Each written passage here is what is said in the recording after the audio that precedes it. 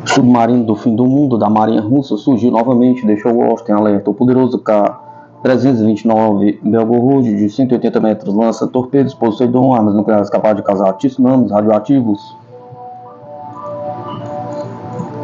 Um gigantesco submarino atômico da Marinha Russa se tornou uma ameaça tangível nos oceanos. Não dá para imaginar o que está pairando abaixo de você. No entanto, ele carrega consigo uma arma termonuclear capaz de aniquilar um continente inteiro. Silencioso e discreto, pode repousar no leito do mar por um ano inteiro, aguardando a ordem para agir. Pode-se supor que uma arma tão mortal seria proibida, mas os eventos recentes indicam o contrário. Não faz muito tempo, um submarino do Apocalipse da Marinha Russa foi avistado recentemente no Ártico e deixou Washington em alerta. Ele emergiu à superfície, no meio do gelo, permaneceu nessa posição por várias horas, depois mergulhou novamente. O interessante é que o próprio Putin não foi visto na televisão por um bom tempo. E qual lugar melhor para se esconder do que numa região eternamente congelada, armado com mísseis nucleares? Pergunta.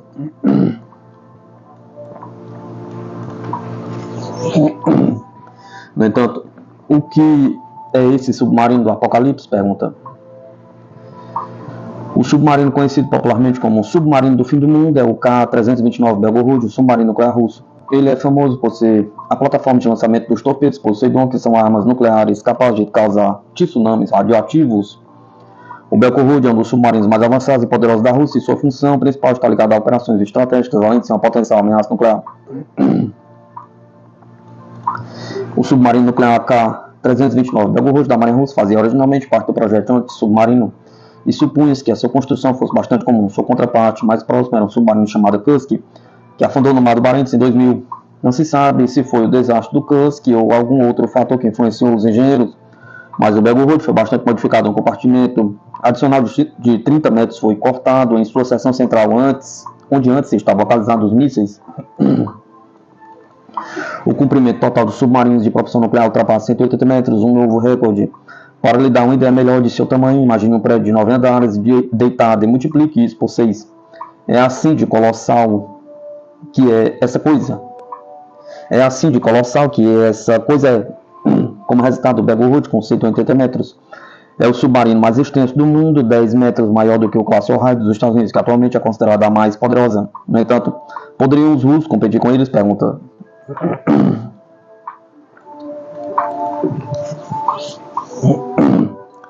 Na realidade, é bastante possível, pois o navio russo não foi alongado para estabelecer um recorde, mas para acomodar os primeiros torpedos furtivos armados com armas nucleares do mundo, bem como equipamentos de coleta de inteligência. Além disso, os torpedos termonucleares não estão apenas dentro dos submarinos, eles também flutuam livremente no fundo dos oceanos, aguardando uma ordem. Abaixo do submarino há um compartimento especial, através do qual drones de reparo podem ser lançados para prestar serviço a esses torpedos. Alguns especialistas insistem que esses torpedos Poseidon são capazes de viajar centenas de quilômetros sobre a água e desencadear tsunamis nucleares. Tanto os funcionários dos Estados Unidos quanto os russos relataram que os torpedos podem lançar ogivas com peso de vários megatons, desencadeando ondas radioativas que deixariam vastas extensões da costa inabitáveis por décadas. Isso parece completamente possível para um foguete submarino de 20 metros que pesa 100 toneladas. A ideia de uma arma tão aterradora nas mãos de alguém que não é exatamente brilhante certamente aumenta o fator de perigo. Curiosamente, a aparição do Kursk no Ártico pode ter sido apenas uma tentativa de atrair a atenção do exército dos Estados Unidos. Submarinos que o acompanhavam foram vistos na rota de São Petersburgo para a Antártica, atravessando a Estônia, Suécia e Dinamarca. Ocasionalmente, um objeto aparecia no radar apenas para desaparecer rapidamente, sendo atribuído a um erro de software. No entanto, entre a Noruega e o Reino Unido, duas grandes silhuetas eram claramente visíveis abaixo da superfície. A Marinha Real Britânica agiu imediatamente para inspecionar os objetos, descobrindo os submarinos russos que emergiram como se nada tivesse acontecido. A Inglaterra não ficou satisfeita e seu exército interceptou rapidamente os submarinos, devolvendo-os à Rússia. Essas ações causaram grande agitação em Washington, que começou a rastrear os submarinos e enviou drones para monitorá-los. Como resultado, os drones descobriram a localização do submarino do Apocalipse flutuando na superfície do Ártico, enquanto o navio russo reabastecia. A OTAN ficou tão perturbada com essa descoberta que enviou forças navais às proximidades das águas territoriais da Rússia.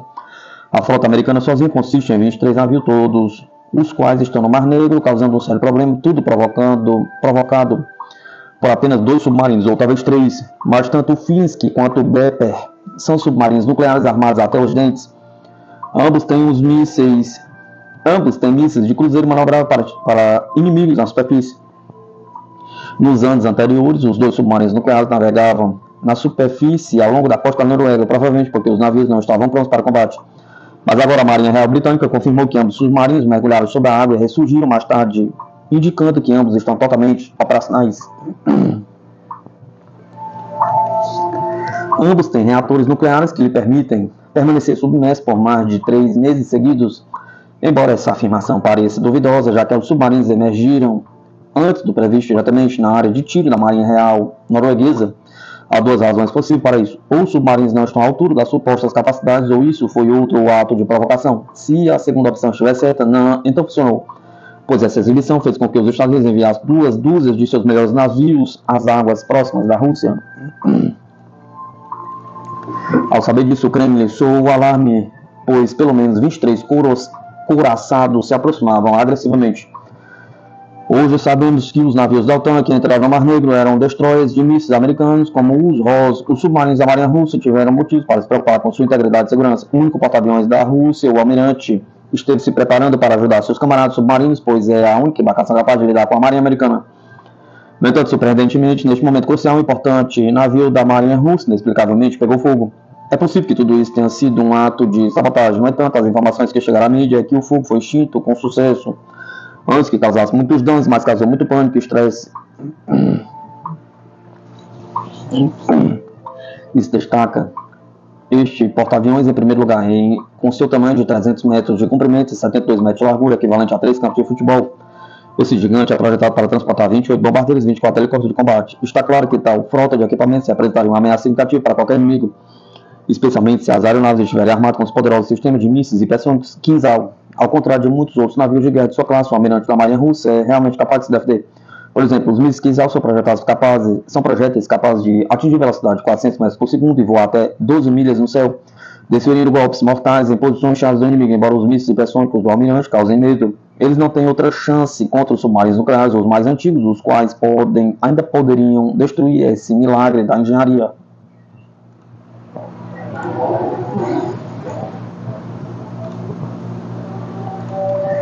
Por exemplo, o submarino K-19 certamente poderia lutar contra o almirante Jackson. Este foi o primeiro submarino nuclear de mísseis balísticos da Marinha Russa, uma resposta ao Nautilus. No entanto, sua produção e testes foram acelerados ao ponto de que até mesmo seu capitão não acreditava que estivesse apto para combate. No entanto, foi concluído e eventualmente se tornou uma bomba relógio nuclear.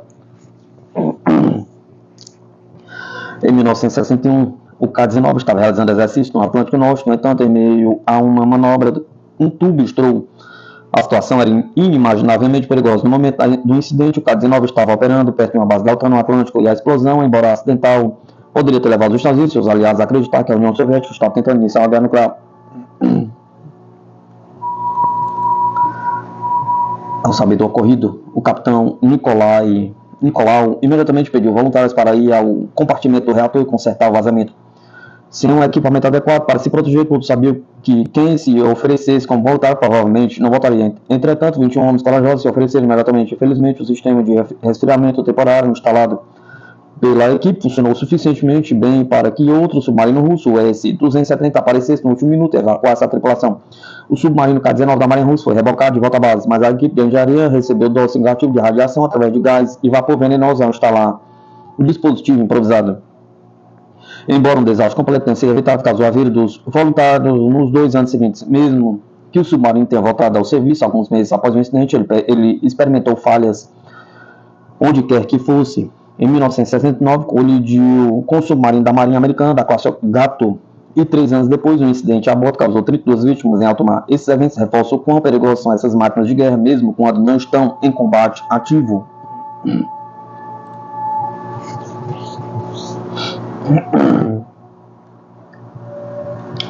Aqueles que visam derrotar a Rússia devem se lembrar de Napoleão e Hitler, diz chanceler e chanceler da Alemanha. Qualquer um que sonhe em derrotar a Rússia militarmente precisa de uma aula de história, disse o ex-chanceler alemão Gerhard Schroeder. O político social-democrata foi o arquiteto do milagre econômico alemão nos anos 2000, facilitado pelo aumento de cooperação energética com a Rússia. Recomendo que todos que acreditam nisso olhem para os livros de história de Napoleão a Hitler, todos falharam por causa disso. A crise ucraniana serviu para consolidar a sociedade russa, com os russos convencidos de que o Ocidente estão apenas usando a Ucrânia como ponta de lança para colocar a Rússia de joelhos, de sua estadista mídia alemã. O político de 80 anos que participou das negociações de paz de Istambul na primavera de 2022 disse que, ao contrário das alegações da mídia ocidental na época, a paz estava próxima e incluía uma rejeição às aspirações de Kiev de se juntar à OTAN. O governo ucraniano não pôde concordar com um acordo devido a círculos mais poderosos por trás, bloqueando as propostas de paz, na esperança de que continuar o conflito enfraqueceria estrategicamente a Rússia ou até mesmo desencadearia uma mudança de regime, disse Schroeder. O ex-chanceler acredita que o Ocidente subestima os riscos da crise ucraniana se transformar em um conflito mais amplo. Nós, alemães, em particular, devemos nos comportar de forma cautelosa e construtiva no contexto da Segunda Guerra Mundial e dos crimes cometidos em nome da Alemanha. Ele pediu à União Europeia que vinculasse qualquer ajuda que fornecesse a Kiev com demandas por cenários sérios e realistas para a paz. Esta guerra terá que ser encerrada por meio de negociações. Em qualquer caso, não pode ser decidida militarmente, exigirá compromisso. O conhecido crítico de Donald Trump, os esforços de sua administração para sabotar o projeto do gasoduto Nord Stream 2 com a Rússia em 2019-2020, Schroeder disse que, no entanto, viu no candidato republicano esperanças de paz na Ucrânia, dizendo que confia nele para encerrar o conflito antes de sua posse se vencer, como Trump prometeu repetidamente. É do interesse da Alemanha e da Europa ver o conflito ucraniano terminar, porque depois da Ucrânia, a Alemanha, que está entre as maiores perdedores da crise atual, de acordo com o ex-chanceler, a Alemanha sofreu o impacto das consequências econômicas decorrentes dos esforços autoimpostos da Europa para se desvincular da energia russa, com sua economia entrando e saindo da recessão e as exportações industriais caindo, em meio à queda da competitividade em relação à China e os Estados Unidos. Infelizmente, hoje, o reconhecimento de que as situações em que os interesses europeus e americanos entram em conflito não existe mais, afirmou o político.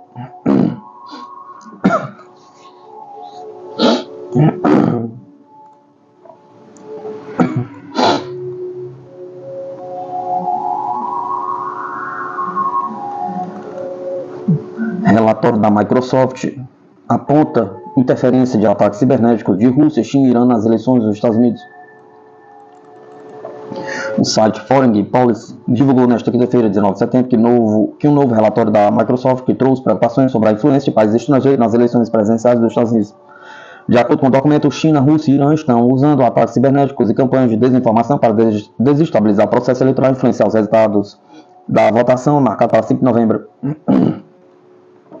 Nos últimos 2 meses, hackers russos focaram em minar a campanha da vice-presidente Kamala Harris, segundo a Microsoft, esses grupos disseminaram vídeos falsos, incluindo imagens forjadas, que mostram um apoiador de Harris atacando o participante de um comício de Donald Trump. Outro vídeo espalhado afirma falsamente que Harris estava envolvido em um atropelamento e fuga. Além dos vídeos, os russos usaram o site de notícias falsas para amplificar essas mentiras. A expectativa é que essas táticas se intensifiquem conforme a eleição se aproxima, com mais conteúdos manipulados circulando nas redes sociais e sites de notícias. A China também é apontada como adversário cibernético de peso. Em uma operação recente, o FBI desmantelou uma botnet, rede de computadores infectados que estava sob controle de hackers chineses. Essa rede foi usada para espionar e causar danos em sistemas críticos, tanto nos Estados Unidos quanto em outros países. O diretor do FBI, Christopher Wright, explicou que os hackers comprometeram centenas de milhares de dispositivos conectados à internet, metade deles em território americano. A operação foi considerada um sucesso, mas as autoridades alertam que novas tentativas de interferência podem ocorrer até o dia da eleição. O Irã também intensificou seus esforços para interferir nas eleições de 2024. De acordo com o FBI, hackers iranianos invadiram a campanha de Donald Trump, roubando informações confidenciais. Esses dados foram enviados para pessoas ligadas à campanha da reeleição de Joe Biden, antes que ele fosse substituído por Kamala Harris como candidato. Essa movimentação é vista como uma resposta ao ataque ordenado por Trump em 2020, que resultou na morte do general iraniano Qassem Soleimani. Em resposta às tentativas de interferência, o governo de Joe Biden adotou uma série de medidas para combater a desinformação e os ataques cibernéticos. Sanções foram impostas à Rússia, incluindo restrições ao canal estatal russo Today RT, que atua como um braço de propaganda do Kremlin. Além disso, plataformas de mídia social como a Meta e Google começaram a restringir conteúdos ligados ao RT. As autoridades americanas prometem continuar atentas e reforçar as defesas cibernéticas para garantir que a eleição ocorra de forma justa e segura.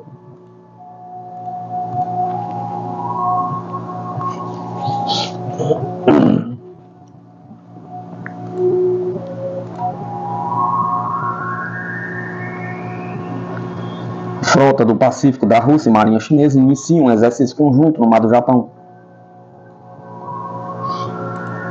Teve início neste sábado, 21 de novembro de 2024, o exercício naval Sim-Russo Weibo Interação 2024, que ocorre no Mar do Japão, também conhecido como Mar do Leste, e no Mar de Okhotsk, informou o serviço de imprensa da Frota do Pacífico da Rússia.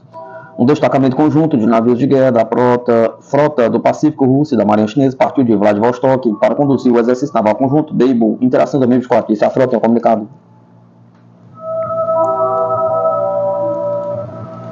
Está planejado que dentro de uma semana sejam praticadas defesas contra um ataque do inimigo convencional por via aérea, aquática e do meio subaquático, manobras conjuntas e a defesa enquanto estacionados em um ancoradouro desprotegido, além de exercícios de tiro de artilharia e combate com armas antiaéreas e antissubmarino. O serviço de imprensa observou que antes que o esquadrão de navios de guerra dos dois países deixasse a base em Vladivostok, houve uma formatura cerimonial das tripulações.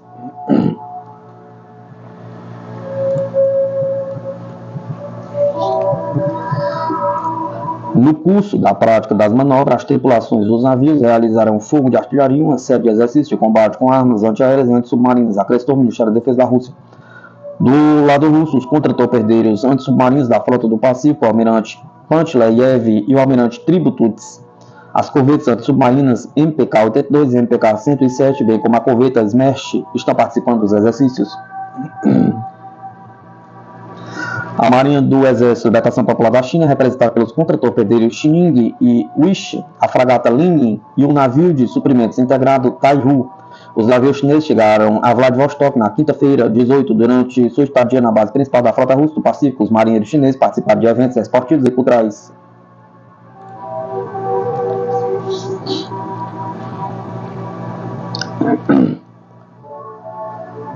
Os Estados Unidos incrementam a atividade militar no Alasca. As forças dos Estados Unidos recentemente deslocaram um destroyer, uma unidade armada do Exército, com um sistema de mísseis de longo alcance perto do Alasca, informaram meios de comunicação americanos neste sábado. No último mês, o destroyer USS Sterett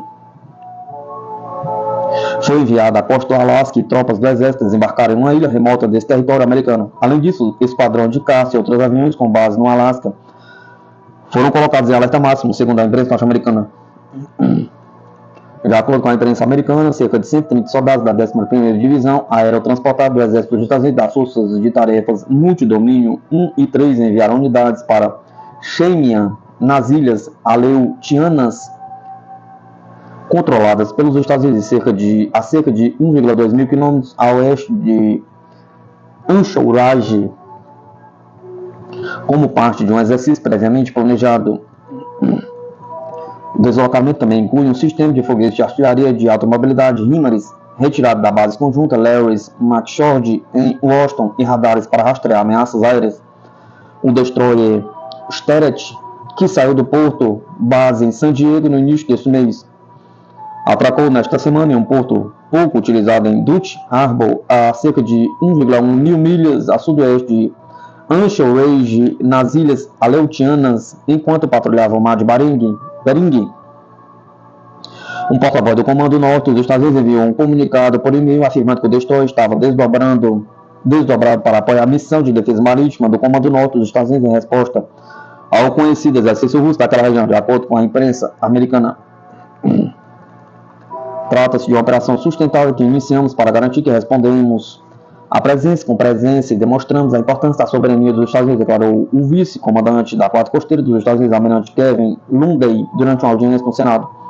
O porta-voz da Marinha, tenente Mohamed Issa, diz que a Marinha realiza frequentemente exercícios e operações no Pacífico Norte e está comprometido com a defesa de uma região Indo-Pacífica livre e aberta. As ações ocorrem após uma série de operações aéreas russas que contornaram o espaço aéreo do Alasca, enquanto navios de guerra russos e chineses realizavam manobras conjuntas no Pacífico, perto do Japão.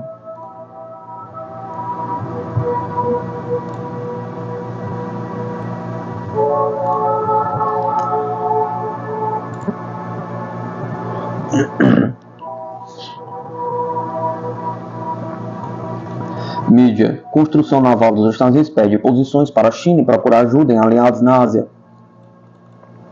O enfraquecimento significativo da indústria de construção naval norte-americana ameaça privar os Estados Unidos de sua posição de grande potência naval no século XXI para a China, gigante atual no setor, segundo a agência Bloomberg. A Marinha dos Estados Unidos é seriamente ameaçada pelo estado atual do setor de construção naval dos Estados Unidos, que resiste um grande declínio e que em grande parte conta com as capacidades de seus aliados asiáticos, principalmente o Japão e a Coreia do Sul, de acordo com o artigo. O problema dos Estados Unidos é também agravado pelo fato de que o vizinho mais próximo dos dois países, a China, ocupa o primeiro lugar no setor de construção naval, produzindo mais da metade dos navios mercantes em todo o mundo, enquanto a China teve pedidos para a construção de 1.794 navios comerciais de grande porte. Os Estados Unidos só tiveram 5, com seu setor de construção naval sendo responsável por pelo menos 1% das embarcações comerciais do mundo. Veja a diferença na construção naval entre os Estados Unidos e a China, que é profundamente preocupante. Temos que nos sair melhor nessa área ou não seremos a grande potência naval que precisamos ser no século XXI. Cito o artigo o vice-secretário de Estado norte-americano Kurt Campbell, perdendo o título de detentor da maior marinha do mundo para a China. Segundo a agência, os Estados Unidos estão procurando investimentos de seus aliados na Ásia em suas próprias instalações de construção naval, tendo recentemente vendido o antigo estaleiro da Marinha na cidade de Filadélfia à empresa sul-coreana Hunhwa Ocean Seal.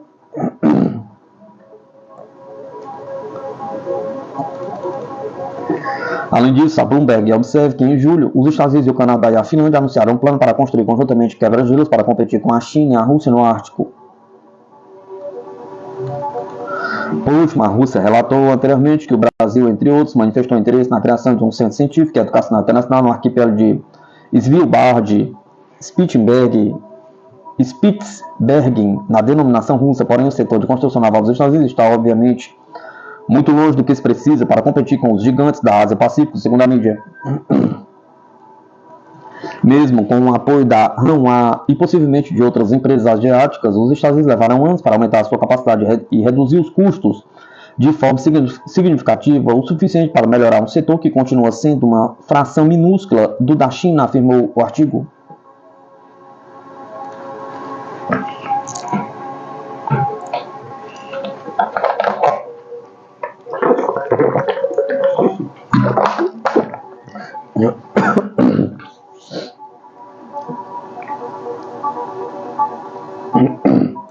Marinha dos Estados Unidos reforma campos de aviação da Segunda Guerra Mundial para futuros combates. Um campo de aviação recentemente reformado da Segunda Guerra Mundial é o segundo local neste formato que o Corpo de Fusões Navais dos Estados Unidos reformou e reativou este ano para treinamento e operações aéreas. Em agosto, a Força anunciou a reforma no valor de 28 milhões do campo de aviação de Camp Davis, na Carolina do Norte, a menos de 40 km de Camp Lejeune. Essa mudança seguiu a certificação do serviço em junho de um campo de aviação na ilha de Pereliu, no Pacífico. Os dois locais são cruciais para os planos da Marinha de melhorar as capacidades de aviação do serviço, tanto em operações futuras quanto em treinamento, relata Defense News. Camp Davis era originalmente uma instalação do Exército, construída em 1941 para ser usada como centro de treinamento de artilharia antiaérea durante a Segunda Guerra Mundial. Em 1946, a Força deixou de usar a instalação. A propriedade foi absorvida pela área de treinamento Gretchen Sandy Run da Marinha em 1992 e usada principalmente por unidades de asa rotativa na estação aérea da Marinha de New River. Unidades de aviação terrestres em toda a região poderiam usar esta pista para exercitar todo o aspecto de capacidade de treinamento Em preparação para missões ao redor do mundo, incluindo a simulação de condições austeras de campo de aviação em conjunto com operações de base avançada expedicionária, disse o coronel Ralph Rizzo, comandante das instalações do leste do Corpo de Fuzileiros Navais norte-americano. Embora a localização na Carolina do Norte acrescente mais opções aéreas para treinamento, a pista de pouso de Peleliu coloca aeronaves militares conjuntas da Marinha a 1.600 km de Manilha, nas Filipinas, e a 2.250 km da maior parte das forças da Marinha norte-americana em Okinawa, Japão. Esse posicionamento das unidades que chegam à região é um ponto de reabastecimento e reparo de aeronaves logo depois do primeiro arquipélago que circunda a China, acrescenta a revista. A reforma de 18 meses de Camp Davis viu a pista envelhecida, arrancada, elevada e recapeada, com 3 camadas de rocha, cascalho e asfalto, de acordo com o comunicado da instalação. Isso significa que a pista terá que lidar com todas as fuselagens da Marinha, como do KC-130 Hercules ao F-35 Joe Strike Fighter, MV-22 Osprey, outras aeronaves de alta ativa e o C-17 de transporte pesado. No site dos fuzileiros navais, as operações da EBO são descritas como uma forma de guerra expedicionária que envolve o emprego de forças expedicionárias navais móveis de baixa assinatura, operacionalmente relevantes e relativamente fáceis de manter e sustentar, a partir de uma série de locais austeros e temporários em terra ou na costa dentro de uma área marítima contestada ou potencialmente contestada, a fim de conduzir à negação do mar, apoiar o controle do mar ou permitir a sustentação da frota.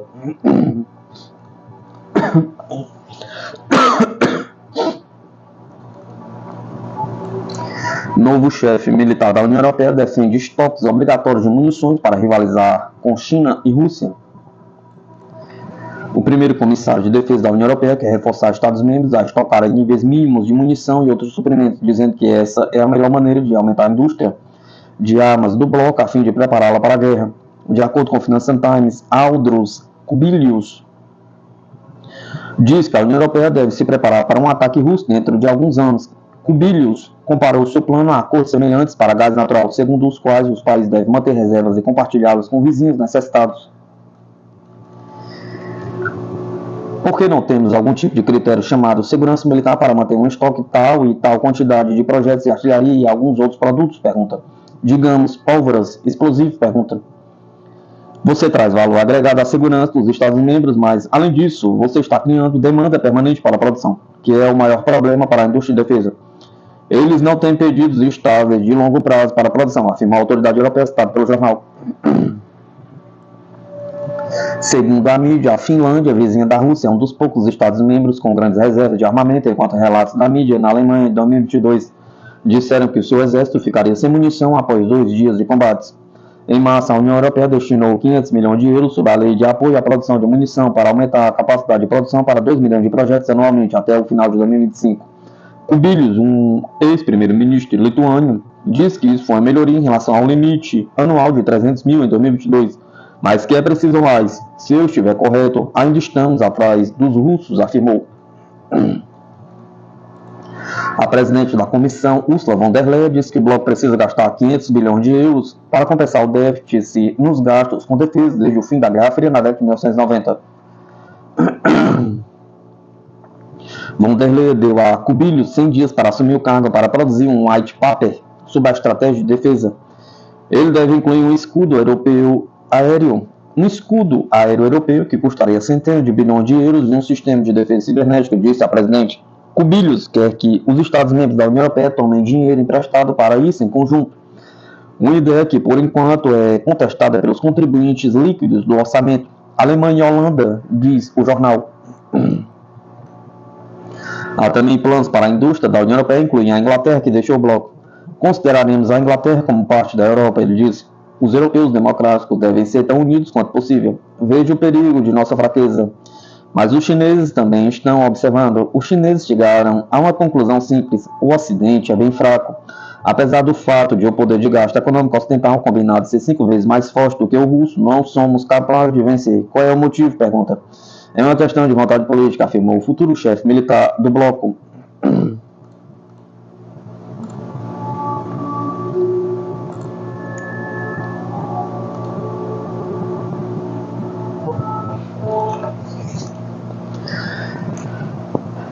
que a Força Aérea dos Estados Unidos vai retirar 25 F-35 de serviço? Pergunta. Veja o que está por trás dessa decisão impactante que afeta a aviação militar global.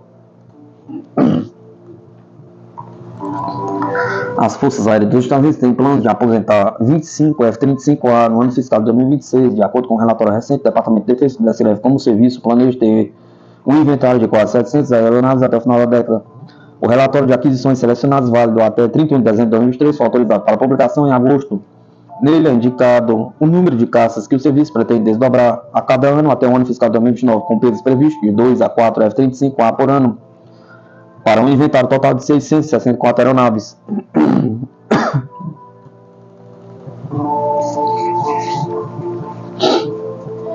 Um responsável da Força Aérea declarou à revista Space Force Magazine, que foi a primeira a divulgar o relatório, que os números não devem ser considerados um reflexo exato das solicitações orçamentárias previstas pela Força Aérea Americana, mas que estão relacionados a uma série de fatores que influenciam a rapidez com que as aeronaves podem ser adquiridas, entregues e absorvidas pelas unidades existentes e enviadas a novos locais. O funcionário também disse que houve ajustes no programa desde o final de 2023, quando o relatório entrou em vigor, que não foram capturados no documento. O plano do Pentágono é que a frota de F-35, incluindo a variante F-35B, para o Corpo de Fuzileiros Navais, a variante F-35C para a Marinha substitua as frotas legadas dos vários serviços e complemente suas outras aeronaves. Para o ano fiscal de 2026,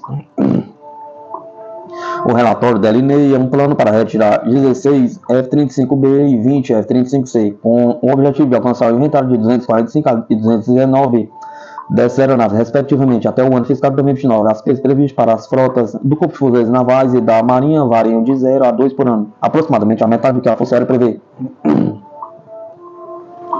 Além disso, o relatório descreve um plano de aquisições para o F-35A, com a intenção de comprar 42 unidades nos exercícios de 2025 e 2026, 47 nos exercícios de 2027 e 2028, e depois 48 por ano até o exercício de 2048. Em seguida, o exercício de 2049 planeja comprar 34, levando o número total de aeronaves adquiridas desde 2007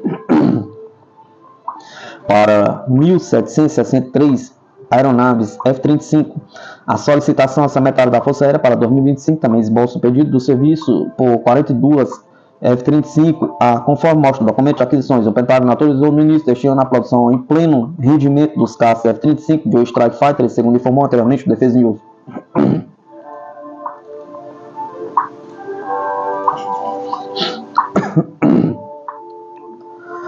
Marinha dos Estados Unidos apresenta o poderoso destroyer DDG-1000 Suwat, avaliado em 3,3 bilhões, o navio de guerra de superfície mais avançado do mundo. O destroyer classe DDG-1000 Suwat é um navio furtivo multimissão da Marinha dos Estados Unidos, projetado para ser um dos navios de guerra mais avançados tecnologicamente do mundo. Um contra-torpedeiro multimissão de última geração, Zumwalt, simboliza o futuro dos navios de combate de superfície, sendo uma peça-chave em operações de litoral e ataques terrestres. Com tecnologias avançadas e sistemas inovadores, esse navio é a vanguarda de uma nova era da guerra naval. O DDG-1000 Zumwalt nasceu de um projeto reduzido que teve origem no corte de orçamento do programa DD-21, anteriormente conhecido como DDX. O programa tinha como objetivo desenvolver uma nova classe de navios multi-missão para diversas operações. O destroyer é adaptado para executar uma ampla gama de missões, desde operações de litoral sustentadas até ataques terrestres de precisão, oferecendo dissuasão em áreas críticas e apoio às forças de operações especiais. O nível de flexibilidade permite ao DDG-1000 atuar como parte de forças expedicionárias conjuntas em operações independentes e ações combinadas com outras unidades navais e terrestres. Sua capacidade de adaptação às necessidades estratégicas da Marinha dos Estados Unidos coloca-o à frente de outros destroyers da frota.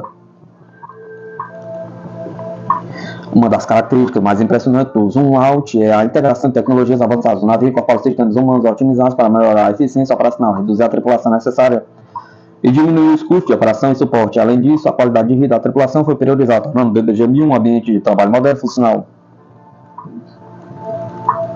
Outro destaque é o Advanced Gun Systems, AGS, um sistema de armas inovador composto por 2 canhões capazes de disparar projetos Long Range Land Attack Projectiles, LR-LAP, que pode atingir alvos a até 63 milhas náuticas, aproximadamente 117 km, Isso representa a cobertura 3 vezes maior do que os destroyers anteriores, oferecendo uma vantagem significativa em operações de suporte de fogo naval.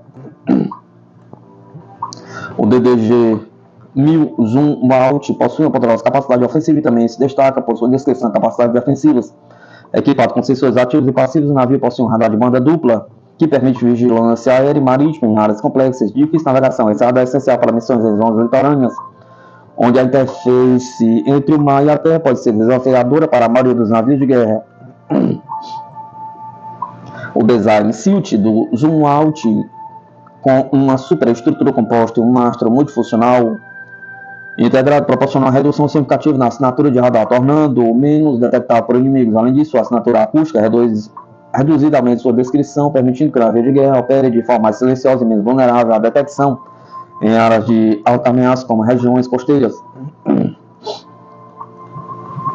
A classe Zoom Out, composta por 3 contra-torpedeiros, representa um investimento de peso para a Marinha dos Estados Unidos. Cada navio está avaliado em aproximadamente 3,3 bilhões, um valor elevado, que reflete a complexidade e sofisticação tecnológica desses destroyers.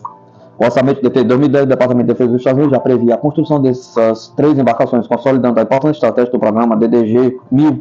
O destroyer DDG-1000 Zoom Out é muito mais do que apenas uma nova classe de navios de guerra. Ele incorpora as mais recentes inovações tecnológicas, oferecendo a combinação de poder ofensivo, descrição e adaptabilidade sem precedentes. Seu papel em futuras operações navais será crucial, especialmente em um mundo onde as ameaças costeiras e as necessidades de defesa evoluem constantemente.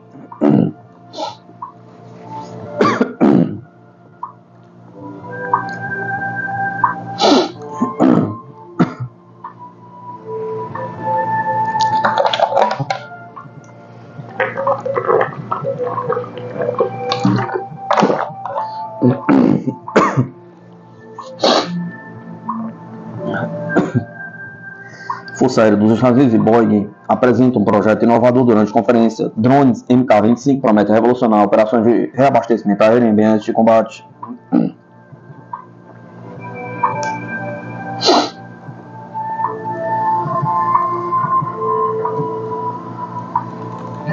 O ZAF avança com novos drones MK-25 em conferência de inovação militar. O projeto da Boeing promete reabastecimento aéreo autônomo e soluções para operações em áreas contestadas. Neste momento, a gigante da indústria aeroespacial apresenta uma versão terrestre desse avião-tanque não tripulado.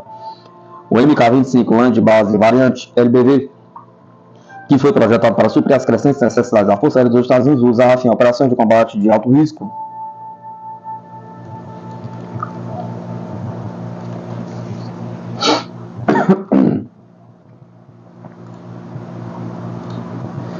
Essa inovação não apenas fortalece o portfólio da Boeing em soluções de abastecimento autônomo, mas também amplia as capacidades colaborativas de combate a aircraft, tornando-o apto a operar em espaços aéreos contestados. À medida que a tecnologia avança, a integração de drones como o MK-25 LBV promete transformar a forma como operações militares são conduzidas no futuro próximo.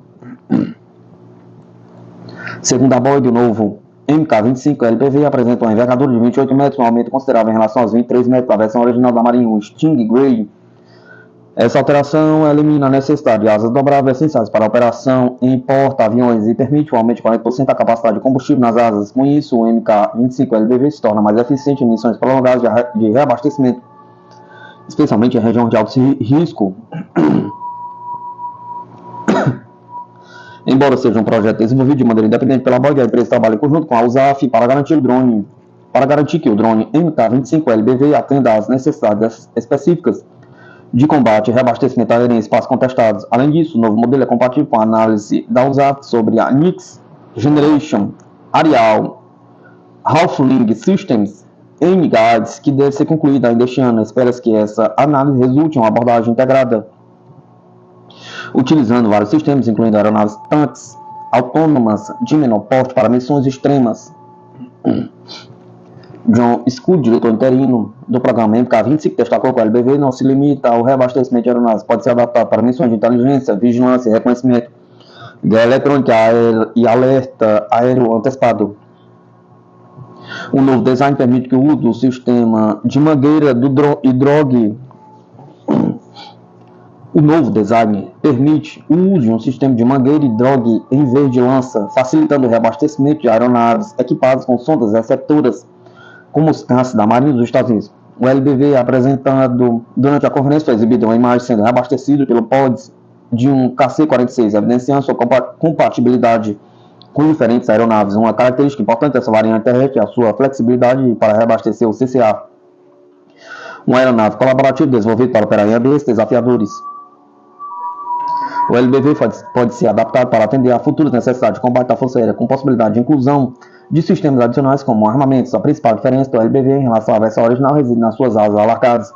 A Boeing optou por essa modificação após milhares de horas de simulações e modelagens, aumentando a capacidade de combustível e permitindo o uso de pilones adicionais de 3.000 libras para transporte de equipamentos ou armamentos. A versatilidade do LBV associada ao seu design robusto permite maximizar o investimento da Marinha dos Estados Unidos no programa MK-25, destacando o potencial do LBV em missões futuras de abastecimento e combate em áreas de difícil acesso.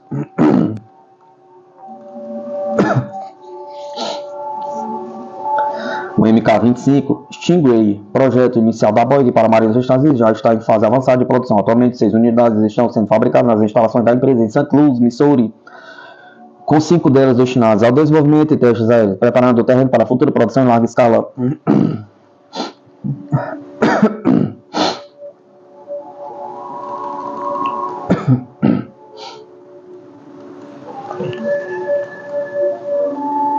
O exército argentino moderniza os TAM VCA 155 obuses de 40 toneladas com alcance de até 30 km, ganha um novo sistema de controle de tiro, melhorias em blindagem mais.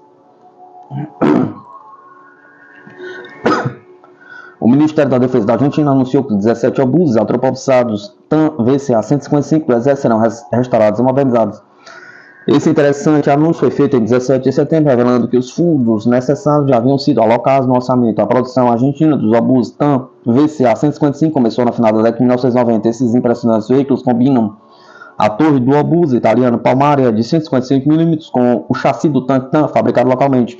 Originalmente, a Argentina adquiriu 20 dessas peças de artilharia especializadas projetadas especificamente para fornecer suporte à artilharia de longo alcance. Esses veículos combinam mobilidade de uma poderosa capacidade de fogo para o exército argentino. O obus atropropulsado TAM VCA 155 é construído sobre o chassi do tanque argentino médio TAM.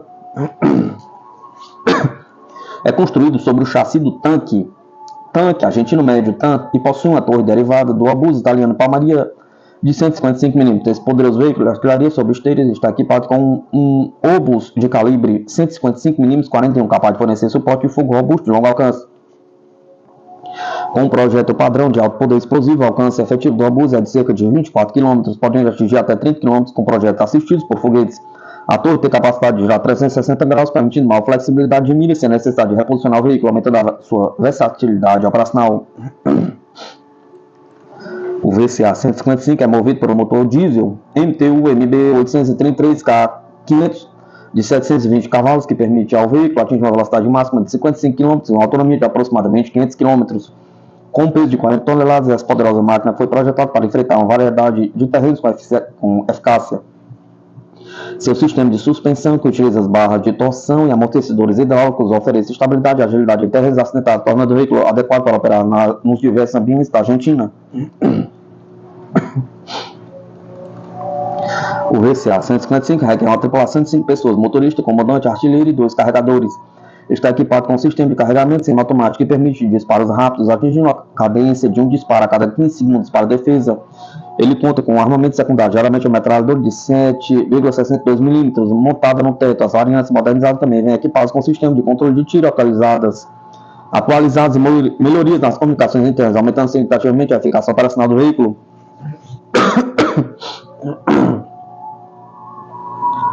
Além do TAM VCA 155, a Argentina também utiliza o obus autopropulsado Palmaria de 155 mm.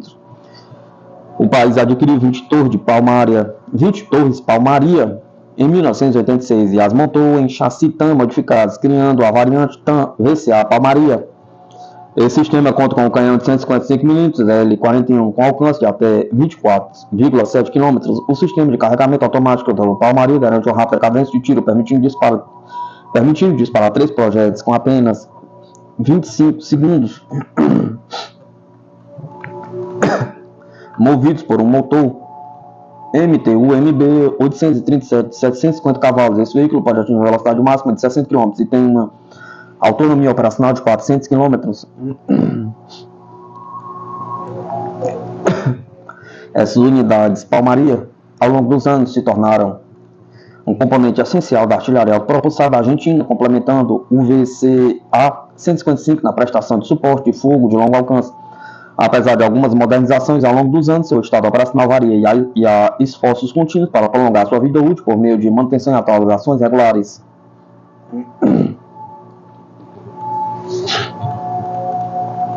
A modernização da artilharia autopropulsada TAM VCA-155 continua sendo uma das principais prioridades do exército argentino, parte de uma iniciativa mais ampla para melhorar suas capacidades militares. O plano de modernização visa aumentar a potência de fogo, a mobilidade dos sistemas eletrônicos através da integração de novos sistemas avançados de controle de tiro e da atualização dos equipamentos de comunicação. O objetivo dessa iniciativa é prolongar a vida útil do VCA-155 e melhorar sua eficácia no campo de batalha. Um dos aspectos mais importantes que requerem melhorias é o sistema de controle de tiro. O VCA-155 atualmente opera com um sistema automatizado de controle de fogo Trueno, que garante a precisão dos ataques de artilharia. A modernização pode incluir a integração de tecnologias avançadas como radar, GPS, comunicações digitais para facilitar a melhor coordenação com outras unidades e reduzir os tempos de resposta. Também estão sendo discutidas melhorias no sistema de blindagem na mobilidade do veículo. As atualizações podem incluir a instalação de novas saias protetoras e um sistema de suspensão avançado, que aumentaria a capacidade de sobrevivência e o desempenho do VCA-155 em terrenos difíceis.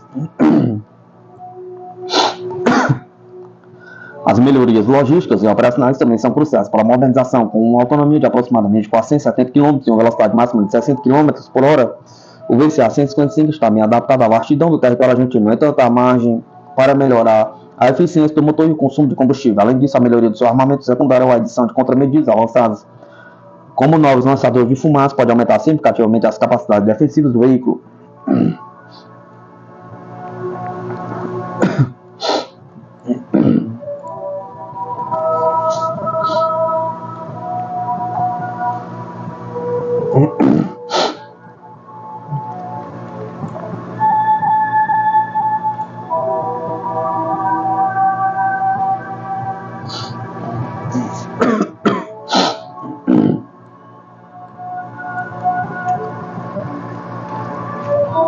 Exploração espacial indiana de satélites em Marte, a mineração lunar.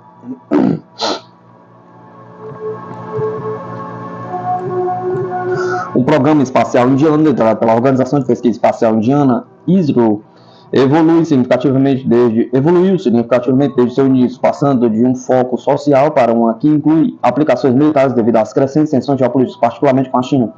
O Caderno de Ciência da Folha de São Paulo, desde domingo 22, publicou importantes informações sobre a nova grande potência espacial da Ásia.